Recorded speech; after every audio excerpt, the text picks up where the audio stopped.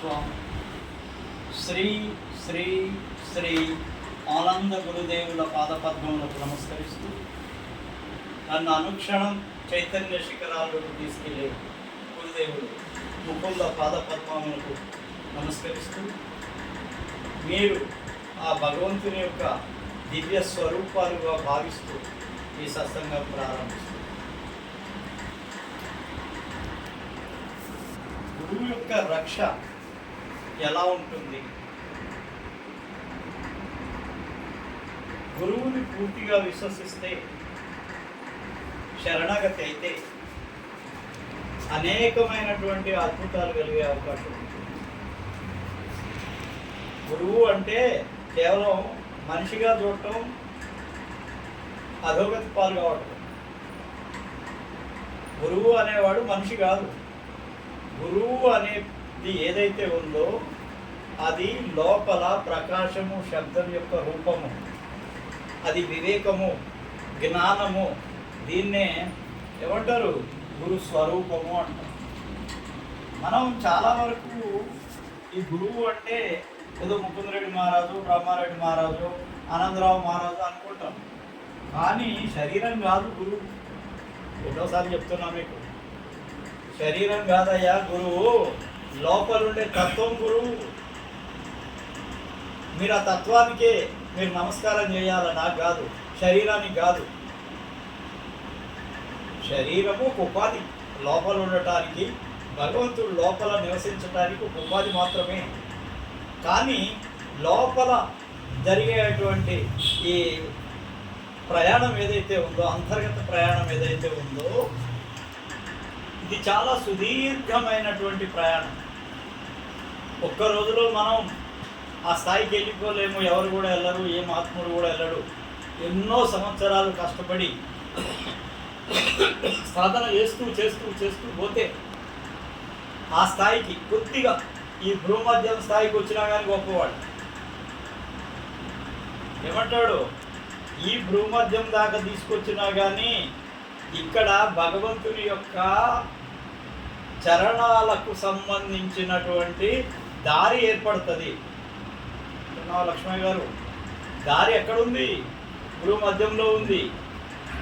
రెండు కళ్ళ నడుమ ఈ భూమధ్యంలో ఇక్కడ కొద్దిగా లోతుగా ఉండేది ఏదైతే ఉందో అక్కడ సుషుమ్నా నాడి ఉంది. ఈ సుషుమ్నా నాడిని పట్టుకొని ప్రయాణం చేయటం. ఈ సుషుమ్నా నాడి దగ్గర దాకా కనుక మొత్తం శరీరంలో ఉన్న శక్తిని అంతా తీసుకొచ్చి దాని దగ్గర ఆపగలిగితే ఇక అక్కడి నుంచే నీ యొక్క మార్గం ఏర్పడుతుంది. ఏ మార్గం? భగవంతుని యొక్క చరణాలను దర్శించే మార్గం. భగవంతుడు అంటే అక్కడ మనిషి కాదు. భగవంతుడు అంటే అక్కడ ఏంది? మొట్టమొదట ప్రకాశం వస్తుంది. ఇక్కడ ప్రకాశం ఏమవుతుంది? అక్కడ జగ్మగ్ జగ్మగ్ ప్రకాశం కనిపిస్తూ ఉంటుంది. ఆ తర్వాత మెల్లగా శబ్దం వచ్చేస్తుంది. అక్కడ ముందేమొస్తుంది? ప్రకాశం, ఆ తర్వాత శబ్దం. ఈ రెండిటిలో ప్రయాణించేవాడే గురువు అయ్యా, అందరు కాదు. లక్ష్మణ గారు, ఎవరు అందరు గురువులు అవుతారు అనుకుంటున్నావా? ఇది లోపల దర్శించినంత వరకు కూడా వాడు గురువులు కాదు. గురువు అనేది ఏదో ఎవరో ఒకరు ఇచ్చే బిరుదు కాదు. నీ అంతటి నువ్వు సమర్థుడు కావాలా, ధ్యానం చేసి ఆ సమర్థత సాధించాలా. ఒక్క రోజులో అయ్యేది కాదు.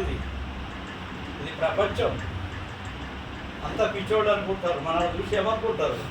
క్యా పాగలా ఏమంటారు? అమ్మాయి పిచ్చా ఏమన్నా? మనం అంతా హాయిగా ఎంజాయ్ చేస్తున్నాం. ఇదేంటి పొద్దున్న ధ్యానం అంటాడు? ఇదేమన్నది? అరే అందరూ డబ్బులు సంపాదిస్తున్నారు, అనేకమైనటువంటి ప్లాట్లు కొంటున్నారు, అవి కొంటున్నారు, ఇవి కొంటున్నారు. ఏమో గౌడు వాళ్ళు గొప్పవాళ్ళు. ఈయన పిచ్చా ఏమన్నా? ధ్యానం చేస్తాడు, ఏదో నెత్తి మీద చేయబడతాడు, అది చేస్తాడు. ఇది ఏంటంటే ప్రపంచానికి పిచ్చిగానే కనిపిస్తుంది. ఎప్పుడైతే పిచ్చివాడుగా ప్రపంచానికి కనిపిస్తారో వాళ్ళందా పిచ్చివాడు కాదు. The mad people are not always the mad people. Internally they are enlightened. లోపల ఎన్లైట్మెంట్ అవుతుంటుంది. ఆ స్థాయిలో వాళ్ళకి పిచ్చి అనేది కనిపిస్తుంది మందికి. ఒకసారి దత్తాత్రేయుని కథ చెప్తారు. ఇది దత్తాత్రేయుడు అనేకమైనటువంటి రూపాల్లో ఉంటాడు. ఆయన మహాజ్ఞాని కదా. అసలు ఈ ప్రపంచానికి గురువు ఎవరు అంటే దత్తాత్రేయుడే. దత్తాత్రేయుడే గురువు.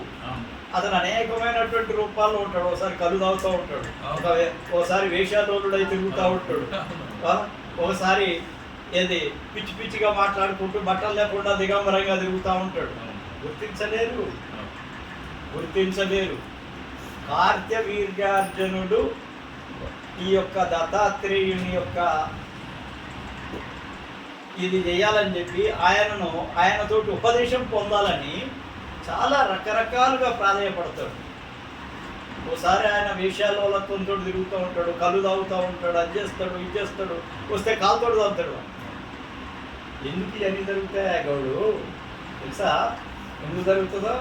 ఒక గురువు దగ్గరికి రావటానికి అర్హత కావాలి. వీడు అర్హత లేనోడైతే ఎట్టగొట్ట పంపించాలని చూస్తాడు. దత్తాత్రేయుడు అదే చేసిండు. వీడికి ఎంత దమ్ముందో చూద్దాం, నేను హేళన చేస్తా, వీడిని అవమానం చేస్తా, వీడిని కాలుతోడుదంతా, వీడు ఏం చేస్తాడో చూస్తా.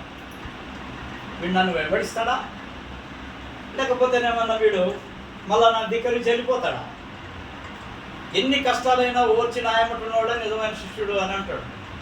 ఆఖరికి కాళ్ళు పట్టుకొని దత్తాత్రేయుని యొక్క కాళ్ళు పట్టుకొని కార్తవీర్యార్జునుడు ఏమంటా అంటే, మహాప్రభు నువ్వు ఎన్ని రకాలుగా చేసినా, ఎంత నన్ను శిక్షించినా, ఎంత అవమానం చేసినా నీ పాదాలు నేను విడవను, నాకు ఉపదేశం చేసేంతవరకు నేను వెళ్ళను. చూశాడు వీడి బాధ చూశాడు, కార్తవీర్యార్జునుడి యొక్క బాధ చూశాడు దత్తాత్రేయుడు. వీడిని ఏం చేసినా కానీ కొట్టడం లేదు. ఇక నిజ రూపం చూపిస్తాడు. దత్తాత్రేయుడు ఏం చేసేస్తాడు, మొత్తం తన నిజ రూపాన్ని చూపించేసి 3 తలాలతోటి, తెలుసు కదా దత్తాత్రేయుడు, విష్ణువు, శివుడు, బ్రహ్మ యొక్క 3 రూపాలతోటే దత్తాత్రేయుడు ఉంటాడు. ఈయన మహాగురువు, ఆధ్యాత్మికంగా ఉన్నతమైనటువంటి స్థాయిలో ఉండేటువంటి గురువు ఆయన. అప్పుడు పాదాలు పట్టుకుంటే అప్పుడు ఆశీర్వాదం ఇస్తాడు. గురువుని చేసుకోవడం అంటే ఏదో సామాన్యం అనుకుంటున్నారేమో. గురువుని చేసుకున్నా కానీ గురువుతోటి వ్యవహరించే విధానం చాలా వేరుగా ఉంటుంది. నిన్ను అవమానిస్తాడు, నీలో ఉన్న చెడునంతా కరిగిస్తాడు, నిన్ను ఒక మంచి పవిత్రమైనటువంటి మానవుడిగా తీర్చిస్తాడు. అదే గురువు పని. మిలారెప్ప అనే వానికి వస్తుంది. ఇది చాలా గొప్ప కథ. మిలారెప్ప వాళ్ళ గురువు పేరు మార్ప. ఏం పేరు అయింది? మార్ప. ఈ మార్ప దగ్గరికి ఉపదేశం కోసం పోతాడు. వాళ్ళు అప్పటికే ఈ మిలారెప్ప అనేవాడు చాలా క్రూరుడు. వాడు అసలు యాక్చువల్గా ఏంటంటే, క్రూరత్వం అంటే ఏం చేస్తాడు అని అంటే, అతని యొక్క చెల్లి ఉంటుంది, తల్లిదండ్రులు చనిపోతారు. వాళ్ళ చిన్న ఆయన ఏం చేస్తాడు, వీళ్ళ ఆస్తి అంతా లాగేసుకుంటాడు. ఏం చేస్తాడు, మొత్తం ఆస్తి అంతా తీసేసుకుంటారు. కొండరా అంటాడు, ఇట్లకి వెళ్ళగొట్టేస్తే అతను ఏం చేస్తాడంటే, మిలారెప్ప ఆయన మంత్రాలు నేర్చుకుంటాడు. ఏ మంత్రాలు? భగవంతుడికి అర్చించే మంత్రాలు కాదు అవి. ఏ మంత్రాలు? క్షుద్ర మంత్రాలు నేర్చుకుంటాడు వాడు. వాడి లైఫ్ క్షుద్ర మంత్రాలు నేర్చుకుంటాడు. క్షుద్ర మంత్రాలు నేర్చుకోవడం అంటే ఏంటది? వాడు మీ ఇంటి మీద రాళ్ళు పడాలంటే పడిపోవాలి. మీకు పోయేటప్పుడు మీకు ఏదైనా ఒక సర్పం వచ్చి కాటేయాలంటే కాటేయాలి. లేకపోతే వాడు ఆకాశంలో పోతూ ఉంటాడు ఒక సాప్ మీద. వాడు ఎవరు కాన్ చేయాలంటే వాడు చేస్తాడు. ఇవన్నీ శక్తులు ఉన్నాయి. ఇప్పుడు అయిపోయింది కథ. కానీ ఒకప్పుడు ఈ శక్తులన్నీ ఉండే. వాళ్ళు క్షుద్రశక్తులు చేసేవాళ్ళు ఇప్పటికైనా ఆకాశంలో తిరుగుతుంటారు. తిరిగేది ఉంటుంది, కాళ్ళ కలపడకుండా ఉండేది కూడా ఉంటుంది. అయితే ఇవన్నీ తప్పులు చేస్తాడు వాడు. తప్పులు తెలిసిన తర్వాత గురువు దగ్గరకు పోతాడు. ఎవరు? ఆయన మార్ప. ఆయన పెద్ద మహాత్ముడు. వీళ్ళు ఎక్కడుంటారు? టిబెట్లో ఉంటారు. టిబెట్లో ఉంటారు.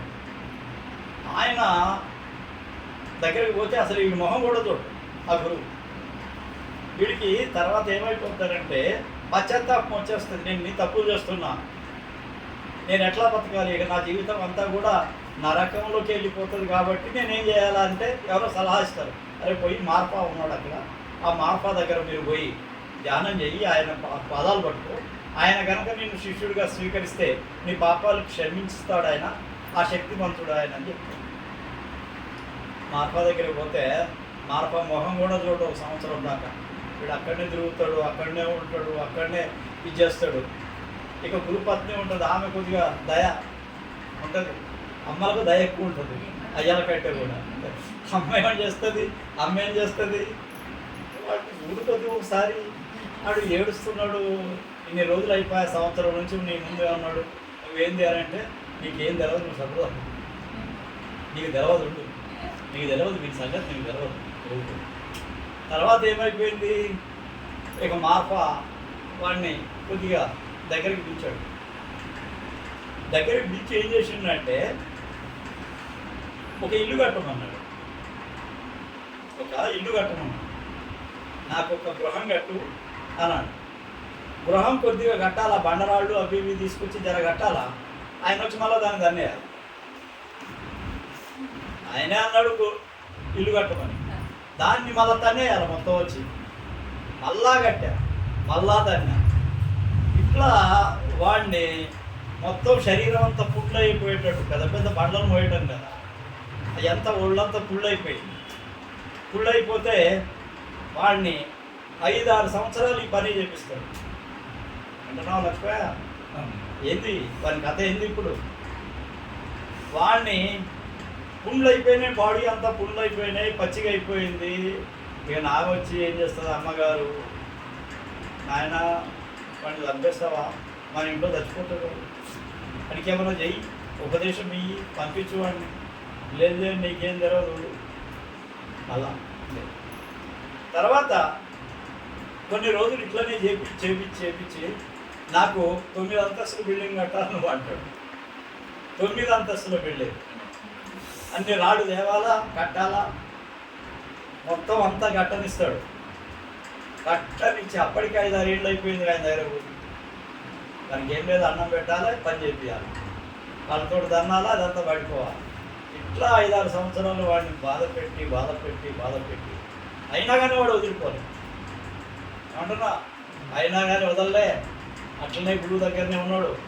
గురువు దగ్గరే ఉండి ఏమన్నాడు, అప్పుడు గురువు ఉపదేశం ఇచ్చాడు. ఉపదేశం ఇచ్చి అప్పుడు చెప్పాడు, నీకు ఎంతకాలం నిన్ను ఎందుకు బాధ పెట్టానో తెలుసా, నీలో ఉన్నటువంటి చెడు మొత్తం కూడా, నువ్వు చేసిన పాపకర్మ అంతా కూడా ఇక్కడ నీకు ఏం చేయాలా, అది కరిగిపోవటానికి నీకు ఈ పని పెట్టినాను. నువ్వు సక్సెస్ అయ్యి, నువ్వు చేసిన చెడు పనులన్నీ కూడా క్షమింపబడ్డాయి. ఇప్పుడు నువ్వేమైపోయినావు, నువ్వు పవిత్రుడిగా అయిపోయినావు, గురు సేవకి ఇప్పుడు పనికి వచ్చినావు. ఇప్పుడు నీకు ఉపదేశం చేయడానికి టైం వచ్చింది, ఉపదేశం చేస్తాను. అప్పుడు ఆయన అట్లా తపస్సు చేసి గురువు కంటే గొప్ప పేరు వచ్చేసింది. మార్పా కంటే పేరు ఈయనకి ఎక్కువ పేరు వచ్చేసింది. అంటే గురువుని మించిన శిష్యుడు అయిపోయాడు. అంటే జీవితంలో తప్పులు చేస్తే వాటిని క్షమించే అధికారం, హక్కు, వాడిని తీర్చిదిద్దే స్థాయి గురువుకు ఉంటుంది. అంటే గురువుని పట్టుకుంటే వదలకూడదు. స్వార్థపరుడైన గురువుని వదిలేసేయాల, స్వార్థపరుడైనటువంటి గురువుని వదిలేయాలి. స్వార్థం లేనటువంటి గురువు ఎంతసేపు కూడా శిష్యుడు బాగుపడాలా, శిష్యుల యొక్క జీవితం బాగుండాలా, వీళ్ళు భగవంతుడి వైపే నడవాలా, వీళ్ళ జీవితం దేదీప్యమానంగా ఉండాలా, వీళ్ళు ఎవరికి అపకారం చేయకుండా ఉండాలా, సత్యం వైపే నడవాలా అనే కాన్సెప్ట్ తోటి పనిచేసేటువంటి గురువే నిజమైన గురువు. అందరు గురువులు ఎట్లయితారా, పేదవి ఇట్లా చెప్పేసి వెళ్ళిపోతే అయిపోయిందా గురువా? గురువు అనేవాడు శిష్యుడికి ఏ అనుమానం వచ్చినా తీర్చాలా, శిష్యుడికి ఆపదల నుంచి కాపాడాలా. గురువు శిష్యుని యొక్క లోపల అంతర్గతంగా అతని మార్పుకి, శాశ్వతమైన మార్పు. తాత్కాలికంగా ఈరోజు గురువు అని చెప్పి కాల్మొక్కి తెల్లారి మరి బయట పోయి గురువుని తింటే అదే కదా, అది కాదు. ఒక్కసారి గురువు లోపలికి రాణిస్తే ఆ గురువును సర్వకాల సర్వావస్థల్లో ఆ గురువు తప్పక వేరే ఆలోచన లేకుండా ఉంటేనే వాడు నిజమైన శిష్యుడు. ఈయన ఎప్పుడు కూడా వాడిని ఆదుకుంటూ వాడికి లోపల మార్పు తీసుకొస్తూ ఆ శిష్యుడికి లోపల కెమికల్ చేంజ్ ఒకసారి మార్పు వచ్చిందంటే జీవితాంతం ఆ భగవంతుని యొక్క సేవలో, ఆ భగవంతుని యొక్క చరణాల్లో ఆ జీవనమే కనుక గడుపుతున్నట్టేటట్టుగా చేయగలిగితే ఆయననే నిజమైన గురువు. గురువుకో మాన జాంతే సో నర్ కహియే అన్ దుఃఖి హో ఈ సంసారమే ఆగే ఎవరైనా గురువుని మామూలుగా మనిషి అనుకుంటే వాడు అందుడు గుడ్డివాడు. కానీ గురువుని మనిషిగా చూసేవాడు నరకంలోకి వెళ్తాడు అన్నాడు కబీర్. గురువుని ఎప్పుడూ ఒక మనిషి కాదు, ఒక తత్వంగా, ఒక జ్ఞానంగా, ఒక వివేకంగా, ఒక ప్రకాశంగా, ఒక శబ్దంగానే చూడాలి. చూసినప్పుడే నీకు ఫలితం వస్తుంది. ఆ గురువు కూడా అట్లా ఉండాలి. शिष्य को ऐसा चाहिए गुरु को सब कुछ दे, गुरु को ऐसा चाहिए शिष्य कुछ न दे. ఏంటి శిష్యుడు ఎట్లా ఉండాలా? సర్వం అర్పించడానికి రెడీగా ఉండాలి. సర్వం, శరీరం, మనస్సు, ఆత్మ అన్నీ గురువుదే, నాదేం లేదు అనేది ఉండాలి. మరి గురువు ఎట్లా ఉండాలి? లక్ష్మయ్య గారు శిష్యుడి యొక్క భलाई के लिए काम करना, बस उसके पास क्या भी नहीं लेना. ఆయన దగ్గర నుంచి ఏం తీసుకోకూడదు. తీసుకున్నా కానీ అది అతని కోసమే చేయాలి. సాయిబాబా, సత్సాయిబాబా, షిరిడి సాయిబాబా ఏం చేస్తుండే? అందరి దగ్గర దక్షిణ తీసుకుంటుండే. చాలామందికి ఇది అర్థం కాదు. ఇంత లేనోడిని కూడా దక్షిణ అడుగుతాడు, ఉన్నోడిని అడుగుతాడు, లేనోడిని అడుగుతాడు. ఏంటి అంటే ఆయన తీసుకునేటువంటి దక్షిణ ఏదైతే ఉందో ఆ సాయంత్రానికి పనిచేస్తుంటాడు. ఒకటి. రెండోది, ఎందుకు దక్షిణ తీసుకుంటాడు? వాళ్ళ యొక్క కర్మలు ఆ దక్షిణ రూపంలో తీసుకొని ఆ కర్మలు క్షయం చేయడానికి ఆయన తీసుకునేవాడు. ఆయనదేం లేదు. ఆయన ఏమి డబ్బులు దాచుకొని ఏదో చేయాలనేది లేదు. ఆయన ఇచ్చేయటమే పని. ఆయన ఇచ్చేయటమే. సాయంత్రానికి జేబులు ఖాళీ. మళ్ళీ వాళ్ళ దగ్గర అందరి దగ్గర దక్షిణ తీసుకొని నీ జేబులు వేసుకుంటాడు. సాయంత్రం కాబట్టి నీ జేబు ఖాళీ అయిపోతుంది, మందికి ఇచ్చేస్తాడు. ఇది గురువు. శిష్యుడి యొక్క మంచి కోసమే పనిచేయాలి. శిష్యుకో ఐసా చాహియే గురువుకు సబ్ కుచ్ దేయి. మొత్తం నీ దగ్గర ఏది ఉన్నా కానీ గురువుకి ఇచ్చేయడానికి రెడీగా ఉండవయా. ఆ గురువు తీసుకుంటాడా? మళ్ళా నీ మంచి కోసమే, నీ కోసమే ఆయన పాటుపడితే ఏమీ నీ దగ్గర ఆశించకుండా అట్లాంటి గురువు వల్లనే నువ్వు ప్రగతిని సాధిస్తావు. జీవితంలో ఆధ్యాత్మికంగా నువ్వు ముందుకు పోవటానికి అవకాశం ఉంటుంది. కాబట్టి తీసుకునేవాడు గురువు కాదయ్యా. ఓసారి దత్తాత్రేయ మహర్షి శివరత్నాలజీ మహారాజ్ ఈ పిచ్చోడు ఫకీర్ చంద్ మహారాజ్ తోటి బాగా ప్రేమతో ఉంటుంది. ఇదైతే ఈ దత్తాత్రేయుడి కథ అయితే మనం చదివి, ఇది వాస్తవమైన కథ చెప్తుంది. నిజంగా జరిగింది. గురు శిష్యుల సంబంధం గురించి చెప్తాను. దాతా దయాల్ మహర్షి శివరత్నాలజీ మహారాజ్ దగ్గర ఫకీర్ చంద్ మహారాజు ఒక ఎట్లా వెళ్తుండే, ఒక బిచ్చగాడిలాగా వెళ్ళేవాడు. ఆయన క్యా బినా మేరా పాస్ పూరా గురువుకా. ఆయన జీతం వస్తే ఆ జీతంలో నుంచి ఏదో కుటుంబానికి కొన్ని పైసలు ఇచ్చేసి మిగిలిన గురువుకు పంపింది. గురువు తీసుకున్నాడు. ఫస్ట్లో గురువు ఏం చేసిండంటే ఈయన పంపించినప్పుడు మళ్ళా వాపసు చేస్తాడు. ఏం చేస్తుండే, ఈయన ఏమన్నా డబ్బులు పంపించాలా, ఆయన మళ్ళా ఈయనకు పంపించేసారు. నాకేమైనా అవసరం ఉండవు అని. ఇట్లా చూస్తే కొన్ని రోజుల తర్వాత ఒకటి అర్థమైంది. ఇదంతా పోస్ట్ ఆఫీసోడికి కమిషన్ వస్తుంది, మధ్యలో పోస్ట్ ఆఫీసోడికి కమిషన్ వస్తుంది, కానీ ఎవరికి లాభం లేదని చెప్పేసి సరేనా బాబు తీసుకో. మొత్తం అన్ని పోస్ట్ ఆఫీసులో ఏం చేసిండు, ఆయన డబ్బులన్నీ తీసుకుని బ్యాంకులో డిపాజిట్ చేస్తాడు. ఎవరు? దాతా దయాల్ మహర్షి శివరత్నాలజీ మహారాజ్ ఏం చేశాడు, ఫకీర్ చంద్ ప్రతి నెల పంపించే డబ్బుల్ని బ్యాంకులో డిపాజిట్ చేసాడు.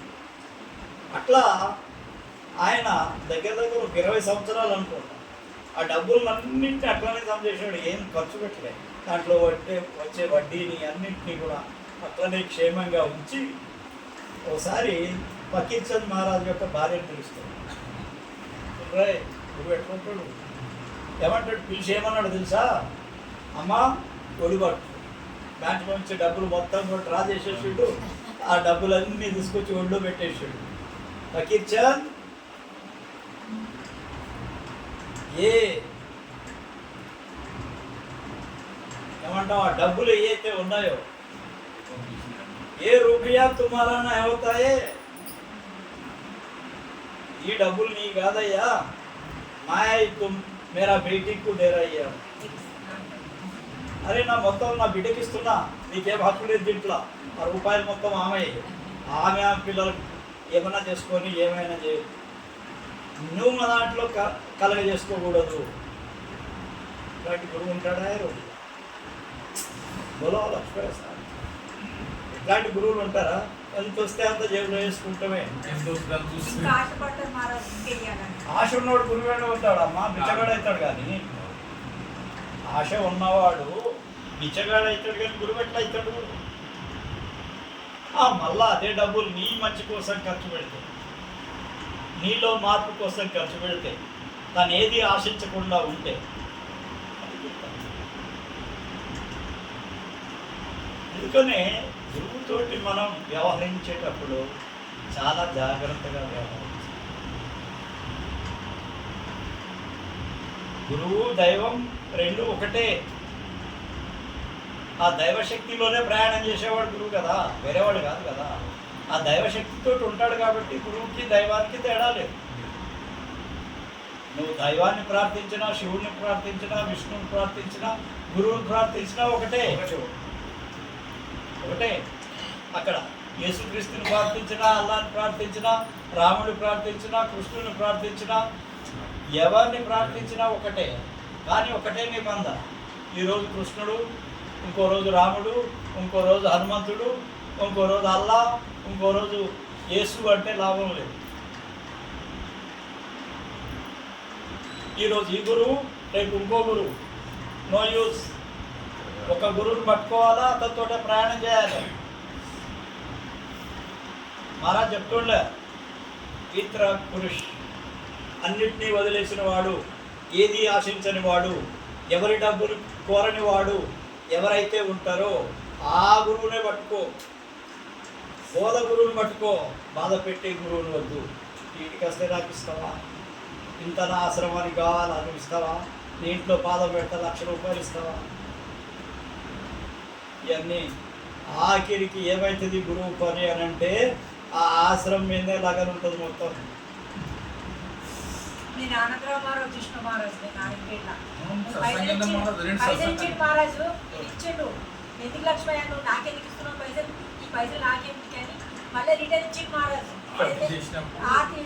ఇస్తాడు ఆయన. ఆయనది ఏంటంటే ఒక ఆశ్రమం కట్టిండ, కట్టినా కానీ మీ డబ్బులు అన్ని ఆశ్రమం కోసమే ఖర్చు పెట్టిండ. ఆఖరికి సత్సంగం చేసినాక ఇంటికి పోయి అన్నం తింటుంది, సత్సంగంలో కూడా తినకూడదు. ఇంత నిస్వార్థపరుడు, అంత నిస్వార్థపరుడు అయినటువంటి గురువులు సాధారణంగా దొరకరు. ఇప్పుడు ఏం చేసినా ఆశ్రమం అంటే కూడా ఆశ్రమం మీద కూడా లగనలేదు. లాస్ట్లో కూడా ఇది నాది అనే మాట ఆయన కూడా అనలేదు. ముకుందరెడ్డి మహారాజు కూడా అనలేదు ఇది నాది అని. ఇప్పుడు వచ్చిన వాళ్ళు అంటున్నారు వేరే సంగతిగా. ఇప్పుడు నేను అనేది ఏంటంటే, ఇప్పుడు నాది ఏది కాదయ్యా, దాన్ని పట్టుకుంటే మళ్ళీ దాంట్లో వస్తావు, మళ్ళీ చనిపోయేటప్పుడు అదేలాగానే ఉంటుంది, మళ్ళీ అక్కడికే రావాల్సి వస్తుంది. ఇప్పుడు చూడండి, పెద్ద పెద్ద కోటీశ్వరులు ధనం బాగా సంపాదించేసి చచ్చిపోతారు. ఆ ధనం ఎక్కడైతే తాను దాచిపెట్టి ఉంచాడో ఆ ధనం ఎప్పటికీ చెప్పడు. అక్కడ పామై దాన్ని కాపులా కాస్తుంటాడు ఆ ధనాన్ని. ఇది కావాలా, ఏ హోనా చాయే, ఇది కాదు. దేని మీద వ్యామోహం లేకుండా గురువు మీద వ్యామోహం పెట్టుకొని చనిపోవాలి. ఎందుకు చేస్తున్నాం సత్సంగం, ఎందుకు చేస్తున్నాం ధ్యానం తెలుసా? ధ్యానం చేసేది కారణం ఒక్కటి, చనిపోయేటప్పుడు కూడా అదే ధ్యాసలో ఉండాలా. అటు నుంచి ఇగో నా కొడుకు వచ్చిండు, నా భార్య వచ్చిండు, అగో నా చుట్టం వచ్చిండు, నా నాన్న వచ్చిండు, అమ్మ వచ్చిండు, ఇవన్నిటిని పట్టుకుంటే ఎవరే జనం లేనప్పుడేగా ఇంకో జన్మ తీసుకోవాలి, వాళ్ళ కోసం రావాలి. మళ్ళా ఈ ధ్యానం చేసేది ఎందుకు అని అంటే, ఆఖరికి ప్రాణం పోయేటప్పుడు కూడా ఆ ధ్యాన శక్తి పైకి పోవాలి. కానీ మళ్ళీ ఇక్కడ ఆకర్షణ రాకూడదు, భూమి ఆకర్షణ రాకూడదు. ఇది ముఖ్యమైన పని. రోజు చేసేది అదే, నిత్యం చేసేది కూడా ఎందుకు అని అంటే, ఈ భూమి ఆకర్షణ నుంచి బయటపడటం కోసం ఏ అవాగమన్ సే నికల్నా మైతో ఏ చేతన్ కా బుల్బులా ఇది ఎప్పుడు బయటపోతుందో తెలియదు. ఏమంటుడు పట్టించాను మహారాజ్, మైతో ఏ చేతన్ కా బుల్బులా, నేను కేవలం నీటిలో ఉండే ఒక నీటి బుగ్గను, అది ఎప్పుడు బయటపోతుందో తెలియదు. కాబట్టి ఇదెందుకు పట్టుకుంటాను నేను, దాన్ని పట్టుకుంటాను. శాస్త్రం ఎంత పెద్దవాళ్ళైనా పుట్టిన తర్వాత చావు, చనిపోయేటప్పుడు ఇంకో జన్మ లేకుండా చావు, దేని మీద కూడా ఆశ లేకుండా చావు, దేన్ని కూడా ప్రపంచాన్ని వదిలేసేయి, పరమాత్మను పట్టుకో. ప్రపంచంలో ఉన్నప్పుడు పిల్లలు ఉంటారు, సంసారం ఉంటుంది, అంతా ఉంటుంది. కానీ లగన్ ఉదాహరణ ప్రేమిస్తే రహన, కుటుంబంతో ప్రేమ కూడా ఉండాలి. కానీ దృష్టి ఎప్పుడు కూడా భగవంతుడి మీద అయితేనే మన జన్మ సార్థకమవుతుంది. కాబట్టి మనం చేయాల్సిన పని ఏంటంటే ఎంతసేపు కూడా ఆ భగవత్ చరణాలు పట్టుకోవడానికి గురువు మాధ్యమం ద్వారా, గురువు చెప్పినటువంటి ఉపదేశం ద్వారా, గురువు చెప్పేదాన్ని మనం పాటిస్తూ నిజమైన జీవనం గడుపుతూ, కొట్టి మాటలు చెప్పి ఉపన్యాసాలు చెప్తే లాభం లేదు. ఉపన్యాసాలు కాదు, ఆచరణ కావాలి. ఆచరణ ఉన్నప్పుడే దాని ఫలితం ఉంటుంది, ఆచరణ లేకపోతే ఏది. రోజు సిగరెట్లు తాగుతూ సిగరెట్ తాగుతుంటే ఏంటి దాని కథ ఏంది? అబద్ధాలు ఆడొద్దాయా అంటే రోజు 10 అబద్ధాలు ఆడి మహారాజు నేను రోజు ధ్యానం చేసుకున్నాను అంటే నువ్వు చూడాలనుకుంటున్నావా? నువ్వు అబద్ధాలు ప్రతి ఒక్కటి రికార్డ్ అయితే ఇక్కడ ఉండేటి పంచతత్వం, భూమి, ఇవన్నీ కూడా ఏమున్నాయి, గాలి, భూమి, నీరు, ఇవన్నీ చూస్తుంటాయి మనల్ని. ఇవన్నీ రికార్డ్ చేసి పెట్టి అక్కడ ఇస్తాయి. ఎవరిని చూడకుండా నువ్వు తప్పు చేసినా కానీ పట్టుకుంటుంది. అర్థమైందా? కాబట్టి మనం చేయాల్సిన పని ఏంటంటే గురువు చెప్పిన దాని ప్రకారం నడవాలా, నిత్యం గురువుతోటి సంభాషిస్తూ ఉండాలా. గురువు దగ్గరే ఉంటే ఇంకా మంచిది. ఆశ్రమాలు అయితే ఇప్పుడు లేవు, మనకి గురువు ఆశ్రమాలు లేవు. మీరు అక్కడున్నా నేను రోజు సాయంత్రం మాట్లాడేది అందుకే, ఎప్పుడు టచ్లో ఉన్నాను. ఎందుకు చెప్తాము, ఈ వేవ్స్ వాళ్ళకి సహాయం చేయాలి. ధ్యానం చేసి ఉంటాం కదా, ఈ ధ్యానానికి సంబంధించింది మొత్తం మార్చేస్తాను. నా దగ్గర ఏది ఉంచుకోను, మీరు తీసుకోకపోతే మళ్ళీ నా దగ్గరికి వస్తాయి. ఆ శక్తి ఏదైతే ఉందో నేను పంపిస్తాను. పంపించిన తర్వాత మీరు కనుక తీసుకోకపోతే అది మళ్ళీ నాకే రిటర్న్ వచ్చేస్తుంది. మీరు గ్రహిస్తే మీ ప్రాబ్లం పోతుంది. ఇది కాబట్టి దీన్ని అనుకూలంగా మీరు గురువుని ధ్యానిస్తూ ఆయన చెప్పినట్టు కనుక ఆచరిస్తూ, ఆయనే మనకి ముఖ్యం, ప్రపంచం ముఖ్యం కాదు అనే దాంట్లో కనుక మీరు రాగలిగితేనే మీరు జీవనం ధన్యమవుతుంది. మీరు మళ్ళా ఇంకో జన్మ లేకుండా ఉండటానికి అవకాశాలు ఏర్పడతాయి. జాడలు దొరుకుతాయి, భగవంతుని యొక్క జాడలు దొరుకుతాయి. ఎప్పుడైతే ప్రకాశం శబ్దంలోకి పోతారో, కనీసం ఈ భూమధ్యం నుంచి పైన త్రికూటి ఈ పై స్థాయిల వరకు పోతారో మీ జీవితం ధన్యమైపోతుంది. అవరే జ్ఞానం నయం ఇంకొక లోకంలో దొరుకుతాయి. అన్నీ వదిలేసుకుంటే పరమాత్మ వదిలేసుకుంటాం. కాబట్టి ఇది చాలా చాలా లాంగ్ లైఫ్. ఇది ఇప్పుడు మనలో ఉండేటువంటి శక్తి ఏదైతే భగవత్ శక్తి ఉందో ఇది ఈ రోజుది కాదు, ఎన్నో జన్మలు, కొన్ని వేల లక్షల జన్మలు ఎత్తుతూ ఆఖరికి స్థాయికి వచ్చినాం. ఇక్కడ దీన్ని మనం సరిగ్గా ఉపయోగించాలి. నరజన్మ దుర్లభం. దేవతలు కూడా మళ్ళా భూమి మీదకి వచ్చి ధ్యానం చేసి భగవంతుడిలో గలవాలనుకుంటారు. దేవతలు అనేవాడు కొన్ని రోజులు వాళ్ళు చేసిన పుణ్యాలను అనుభవించేసి ఆ ప్రకాశంలో కొన్ని రోజులని మళ్ళీ దిగొస్తారు. ఓ దేవత తరస్తే హై అంటాడు. వాళ్ళు ఎప్పుడు కూడా బాగా ఇచ్చేస్తారట. ఏంటంటే మళ్ళీ మానవ జన్మకు వచ్చి మేము పైకి వెళ్ళాలి, మళ్ళీ పై స్థాయిలోకి వెళ్ళాలి. దేవతలు కూడా మళ్ళీ భూమి మీదకి రావాల్సింది. దేవతలు ఒకటేంటంటే వాళ్ళు మంచి పుణ్యకర్మాలు చేశారు కాబట్టి వాళ్ళ దగ్గరికి పోయి మీరు కొబ్బరికాయలు అవి ఇవి కొడితే మీకు కొన్ని పనులు కావచ్చు. కానీ జన్మరాహిత్యం జరగదు. జన్మరాహిత్యము అనేది గురువుతోటే అవుతుంది. ఈ చిన్న చిన్న దేవతలు, గ్రామ దేవతలు, వాళ్ళ వల్ల కోరికలు నెరవేరుతాయి కాదన్నాను. వాళ్ళు కూడా శక్తివంతులే. కానీ జన్మరాహిత్యం మాత్రం గురువు ద్వారా. వీళ్ళదైతే కాదు, వీళ్ళ వాళ్ళ వల్ల కాదు. రాముడు వచ్చినా కృష్ణుడు వచ్చినా గురువులు ఉన్నారు. వశిష్ఠుడు ఉన్నాడు రాముడికి, కృష్ణుడికి ఎవరున్నారు, సాందీపని మార్చుకున్నాం. అంటే వీళ్ళకి భగవంతుడే దిగి వచ్చి భూమి మీదకి వస్తే కూడా గురువులు పెట్టుకుంటారు. కాబట్టి గురు తత్వాన్ని గ్రహించి మీ జీవితాలు ధన్యం చేసుకోవాలని నేను కోరుతున్నాను. మీ అందరికీ రాధా ధన్యవాదాలు.